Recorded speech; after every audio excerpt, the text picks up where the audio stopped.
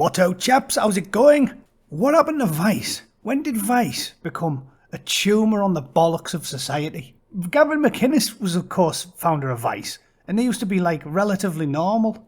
And now it's just pure fucking drivel, ideologically far-left extremist bullshit. Look at this story. Most brown and black Americans are exposing themselves to coronavirus for a paycheck. Among the American workforce, just 16% of Hispanic workers and 19.7% of black Americans are able to work from home, while about 30% of whites and 30%...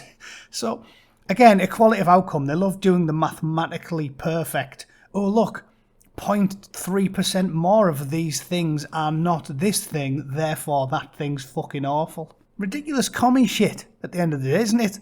But more importantly, it's wrong. The headline contradicts itself. It says most brown and black Americans are exposing themselves. Well, yeah, let's just do some basic math. Okay, if only 16% of Hispanics and 19.7% of blacks are able to work from home, then yeah, they're exposing themselves for a paycheck. But guess what? So are 70% of whites and 63% of Asians. So what about most Americans are exposing themselves to coronavirus? There you are, fixed. Most Americans are exposing themselves to coronavirus. Fucking done. 70% of white people, they're only, 10.3% behind them. So why the fucking race-baiting headlines? Like, these fucking lunatics seem to think that there isn't tens of millions of white people who are living in trailer parks and eking a living out doing shitty jobs, driving buses and sweeping streets and cleaning sewers. Like, what the fuck planet do these people live on? You don't even need to think about it very hard. You just need to have walked down a street and seen someone that isn't black doing a shit job. Done.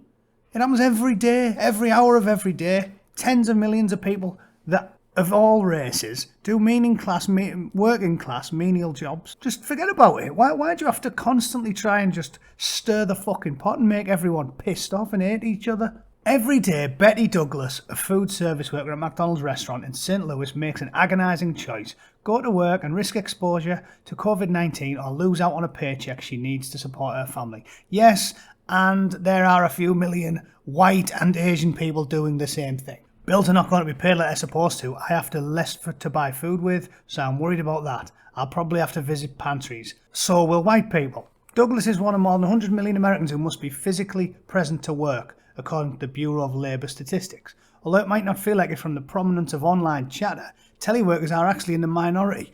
No fucking shit. It doesn't feel like it, because I'm not an idiot. Less than 30% of Americans have jobs that allow working from home. One would assume that is true. If I just sit here and reel jobs off that I can think of, most of them don't involve working at home. Look, I'll do it.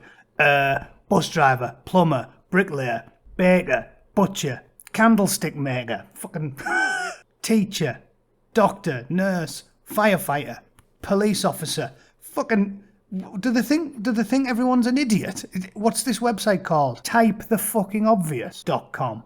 There's a privilege to it, says Elise Gould, a co-author of the report. There's a very different reality that some people face. Yes, there is a privilege to it. It's better to work behind a desk. Everybody knows that. Working class people know that. Coal miners don't fucking sit there going, this is way better than sitting in an air-conditioned office and eating fucking donuts. There is a privilege to it, but it's not a white privilege or an Asian privilege. It's just a life privilege. If you're well educated and you went to a good university, you probably sit behind a desk. If you're one of the normal humans on Earth who does one of the many jobs I just reeled off, yeah, you can't do it remotely. Most jobs can't be done remotely. Everybody knows this. The telework disparity disproportionately affects black and brown workers. Oh yeah, by a small percentage. So fuck. A majority of Americans must weigh whether to go to work and risk being infected or forego pay. Again, common fucking sense. An 11-year-old knows this. In Long Beach, Melissa Love, 27, unloads trucks and stocks shelves for $13.27 an hour. Yeah, pretty shitty job. Plenty of fucking white people work alongside her, right? I don't need to do an expose. I don't need to use a hidden camera to unveil the truth. I just have to walk in a fucking Walmart and see who works there. And there's plenty of poor white people working there. For many workers, the arrival of the pandemic means there's no work at all. Even worse. Yeah, that's fucking shit. But it's not based off your colour, is it? Today's my last paycheck, she said before breaking down in tears. It's hard. Now I don't have a job. Yeah, it's fucking shit. And I'm not going to disagree with anyone saying that. But this whole fucking story is just the most detestable, trite, spiteful fucking race baiting. Most brown and black Americans are exposing themselves to coronavirus for a paycheck. Most fucking Americans are. Case closed. Vice is on the list. I'm putting that up there with the BBC. The list of fucking companies that should be fucking bulldozed. I don't know where their HQ is, but it's going alongside Broadcasting House. It needs reducing to rubble, salt the fucking earth, and deny it ever existed for their crimes against fucking journalism and common sense. Fucking arseholes. So much for coming together, eh? Oh, we've all got to come together until we can write a hit piece on 200 million Americans. Fucking arseholes. Fuck off. It's just depressing that the people are this desperate for, the social justice warriors are so desperate for ammunition for their fucking spite gun that they just write pieces like this knowing it'll be, bread and butter for arseholes across the Western world. Self-loathing arseholes. It's fucking depressing. I'd rather fucking read Anne Frank's diary again than peruse fucking Vice. What a fucking pile of shite.